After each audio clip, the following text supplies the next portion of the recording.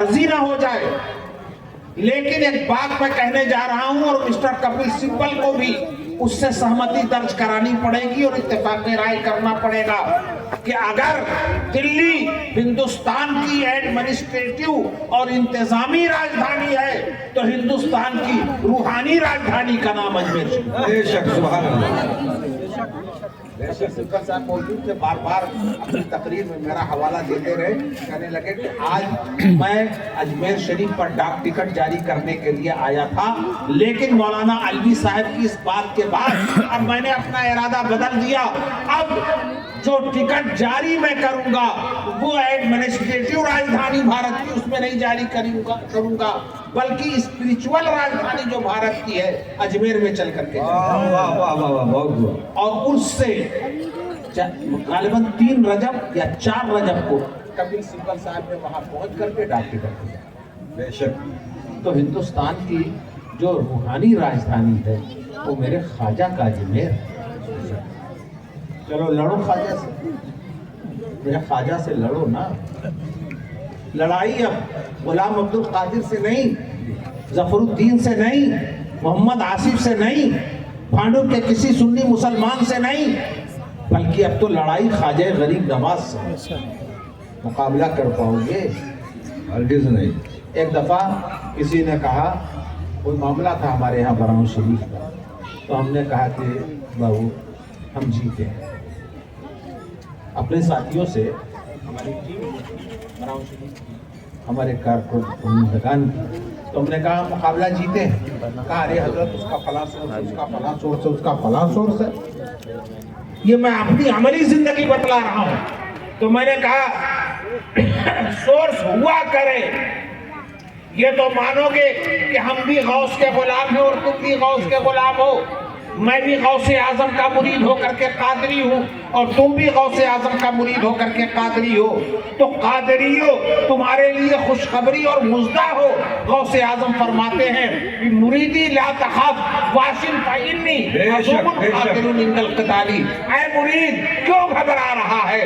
تیری لڑائی تو نہیں لڑے گا بلکہ غوث اعظم ہو کر۔ سبحان اللہ، سبحان اللہ۔ نعرہ تکبیر، نعرہ رسالت، شہزادہ شعیب الاولیاء، شہزادہ شعیب الاولیاء، خلیفہ مفتی اعظم ہند، خلیفہ مفتی اعظم ہند، نعرہ تکبیر، نعرہ رسالت۔ سبحان اللہ، سبحان اللہ۔ بچے نے یاد دلا دیا، سرکار مفتی اعظم سے میرا رشتہ اور اعلیٰ حضرت سے میرا رشتہ۔ سبحان اللہ۔ ابھی میں جانے والا ہوں مرکز الثقافت سنیہ، مجھ کو بھی دعوت ہے جی 31 جنوری، 1 فروری، 2 فروری کو مرکز الثقافت سنیہ میں آج کل کے موجودہ حالات پر ایک سیمینار بھی ہو رہا ہے، کانفرنس بھی ہو رہی ہے۔ مولانا آصف علی اظہری کو جماعت اہل سنت کی ممتاز درسگاہ کے ذمہ دار کی حیثیت سے اور ایک خانقاہ کے ذمہ دار کی حیثیت سے مجھے بلایا گیا ہے۔ انشاءاللہ میری اس میں شرکت ہوگی اور مسائل پہ غور کیا جائے گا کہ مدارس پہ کیسے اٹیک کریں۔ مدارس پہ بھی اٹیک، جی ارے یہ مدارس ہم اس کے بھی محتاج نہیں۔ تم 4 دن سے سن 1960 سے پیسہ ویسہ دیتے رہے ہوں گے۔ ہماری قوم بھوکی رہے گی مگر اپنے مدارس کو بند نہیں ہونے دی۔ بے شک۔ اس پر ہاتھ اٹھاؤ۔ ہم اپنے اب بھوکے رہیں گے مگر اپنے قوم کے ان بچوں کو جو علم دین حاصل کر رہے ہیں بھوکا نہیں رہیں گے۔ تو انشاءاللہ وہ سب ہوگا۔ تو جب میں وہاں گیا تو سرکار مفتی اعظم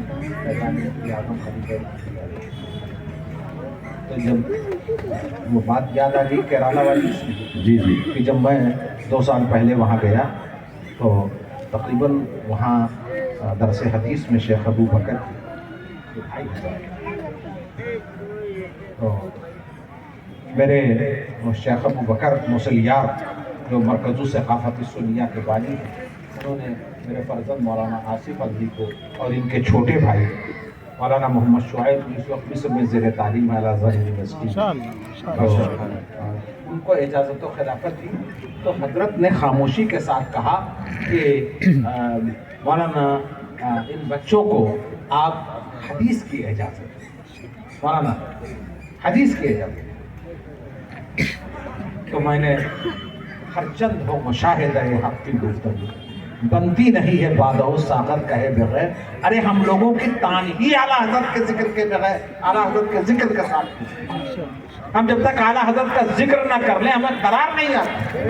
بے شک تو میں نے کہا کہ حضرت شیخ کی ایما پر میں ان تقریباً 2,500 بچوں کو حدیث کی اجازت اس سند کے ساتھ دیتا ہوں کہ مجھ کو حدیث کی اجازت میرے استاد صدر الشریعہ کے شاگرد حضرت علامہ غلام جیلانی اعظمی نے دی، اور ان کو اجازت اعلیٰ حضرت کے شاگرد صدر الشریعہ حضرت علامہ امجد علی اعظمی نے دی، اور صدر الشریعہ کو اجازت اعلیٰ حضرت امام محمد رضا نے دی۔ تو میں اس حدیث کی اس سند کے ساتھ اجازت دیتا ہوں، تو سند اس سند سے مجھے اجازت اعلیٰ حضرت فاضل بریلوی سے 2 واسطوں سے حاصل۔ سبحان اللہ۔ پورا مجمع نعرہ تکبیر و رسالت کی صداؤں سے گونجنے لگا، اور مجھے ایسا محسوس ہوا کہ شمال میں تو اپنے اعلیٰ حضرت کا ذکر کرتے ہی رہے، جہاں پہنچے وہی اعلیٰ حضرت، سبحان اللہ سبحان اللہ۔ اور وہاں اعلیٰ حضرت کے نام پر بے قرار مجمع اور